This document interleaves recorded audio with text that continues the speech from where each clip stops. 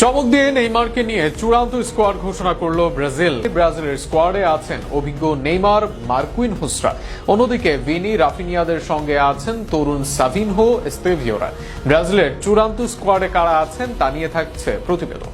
তবে এবার চূড়ান্ত স্কোয়াড ঘোষণা করেছেন, যেখানে গোলকিপার হিসেবে আছেন লিভারপুলের তারকা অ্যালিসন বেকার, ম্যানচেস্টার সিটির এডারসন ও বেন্তো।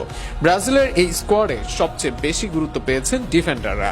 পরীক্ষিত ড্যানিলো, গ্যাব্রিয়াল মেঘালাস, মার্কুইনহোসদের সঙ্গে জায়গা পেয়েছেন ভেন্ডারসন, ওয়েসলে, মুরিলো ওর্টিজ ও ম্যাথিউস কুনহা। এদিকে দলটির মিডফিল্ডার ও অ্যাটাকিং মিডফিল্ডার হিসেবে আছেন আন্দ্রে, ব্রুনো গুইমারেজ, গারসন, জোয়ালিংটন, কুনহারা।